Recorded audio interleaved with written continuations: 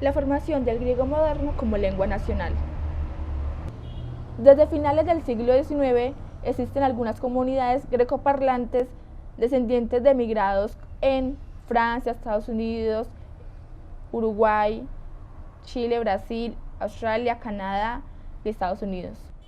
Por lo tanto, es una lengua con una gran área de dispersión y una gran importancia histórica y filológica, pues los idiomas europeos más importantes de la actualidad poseen millares de palabras de uso común con étimo griego, lo que da una idea de la importancia del idioma dentro de la cultura global.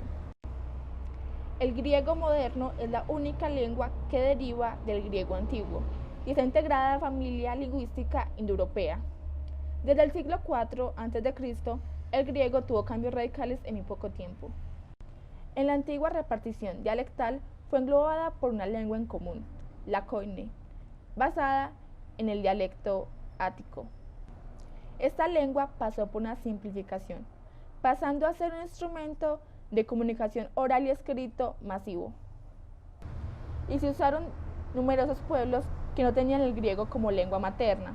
Esta lengua también se difundió en las costas occidentales del mar Mediterráneo, hoy correspondientes a los estados de Italia, España y Francia.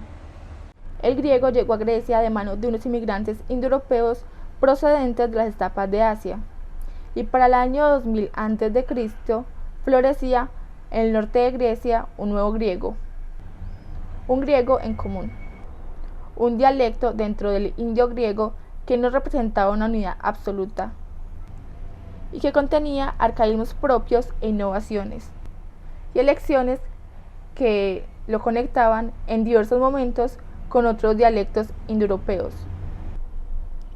Tenía dentro de sí varias líneas de fractura, pero poseía también innovaciones propias, exclusivas, que lo hacían una lengua unitaria.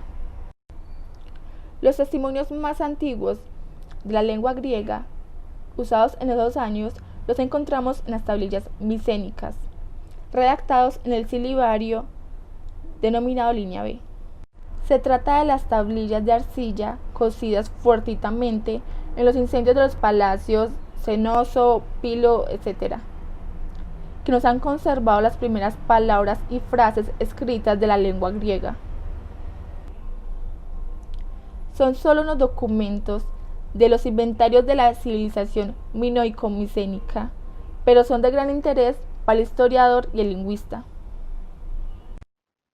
En el siglo IV después de Cristo, cuando se funda Constantinopla, se operó una serie importante de transformaciones en la fonética, en la morfología, en la sintaxis y en el vocabulario, a pesar de que el modelo de lengua escrita seguía intentando reproducir el modelo del ático clásico, caracterizado por escribir a modo de odas corales o la escritura en prosa. Esta situación se consolidó gracias a la oficialización del griego como lengua de la Pars Orientis, o el Imperio Romano de Oriente, en el siglo VI, asegurándose el modelo de lengua arcaizante en la escuela, el palacio y la literatura durante toda la duración del Imperio bizantino, donde durante gran parte de este tiempo existió una situación de diglosía, con diferentes dialectos orales regionales al lado de formas escritas arcaicas, mismas formas que, a su vez, dependían del autor y la época que las estudiaba. Esta cuestión ha dificultado la detección y análisis del griego vulgar, anterior a los siglos XII y XIII, donde se hallaron las primeras composiciones de la lengua del vulgo, o sea, la lengua del pueblo. Las alteraciones del lenguaje toman relevancia con sucesos como la aparición de los turcos selyúcidas y su dominio sobre gran parte de Asia Menor, dejando solo parte del noroeste de la península Anatolia en dominio de los bizantinos, donde el griego del interior fue reducido progresivamente. El Estado bizantino, cada vez más debilitado, ve fragmentado gran parte de su territorio europeo e insular en feudos gobernados por los latinos, a la vez que crece la presencia genovesa y veneciana. A partir de esto, se acelera la dialectización moderna y los textos empiezan a utilizar un lenguaje en el que fácilmente se reconocen ya los rasgos esenciales de la lengua actual. Con la caída de Constantinopla en 1453, durante el periodo de la turcocracia, continuó vigente la lengua oral de época bizantina, y pese a la desarticulación social y cultural, el griego mantuvo su estructura ante las diferencias regionales que aumentaban. Ahora bien, definamos qué fue Constantinopla y su caída. Constantinopla es el nombre histórico de la actual ciudad de Estambul, que fue capital de distintos imperios a lo largo de la historia. El Imperio Romano entre los años 330 y 395, el Imperio Romano de Oriente o Imperio Bizantino entre los años 395 y 1204, y entre los años 1261 y 1453. El Imperio Latino desde 1204 hasta el 1261 y el Imperio Otomano desde 1453 hasta 1922, que empezó con la caída de Constantinopla. Una invasión del Imperio Otomano a Constantinopla, capital del Imperio Romano de Oriente, también conocido como el Imperio Bizantino, lo cual significó el fin de la Edad Media y el comienzo de la Edad Moderna. Finalmente, terminó con la ocupación de Constantinopla entre 1918 y 1923 por tropas del Reino Unido, Francia e Italia, constituida dentro de los acuerdos del Artemicio de Mudros, lo cual acabó con la participación del Imperio Otomano después de terminar la Primera Guerra Mundial. No obstante, sí se dio el aumento del empobrecimiento generalizado del vocabulario, sobre todo del abstracto, así como una simplificación sintáctica, resultando un obstáculo insuperable para salvar el uso de la lengua en registros y niveles culturalmente elevados, determinando la dominación otomana como el principal agravante de la situación. Puesto que en Constantinopla, así como en las principales ciudades y la Iglesia Ortodoxa, utilizaban el modelo de lengua bizantina arcaizante, basado en la koiné y el aticismo, como lenguaje tanto administrativo como literario. Es decir, el latín era la lengua de la administración estatal, mientras que el griego era la lengua hablada en el imperio, como resultado de la evolución del griego helenístico. Recordemos que el periodo helenístico es el tiempo que comprende una etapa histórica de la antigüedad, cuyos límites cronológicos vienen marcados por la muerte de Alejandro Magno en el año 323 a.C. y el suicidio de la soberana helenística Cleopatra y su amante Marco Antonio tras su derrota en la batalla de Accio en el año 31 a.C. Continuando con la idea, el griego helenístico es también llamado griego medieval o bizantino, o sea, la koiné popular, lengua popular, una variante de la lengua griega con diversas alteraciones en sus características lingüísticas con respecto al griego clásico, reproducido y legitimado principalmente durante el Imperio Turco u Otomano, como ya lo mencionamos.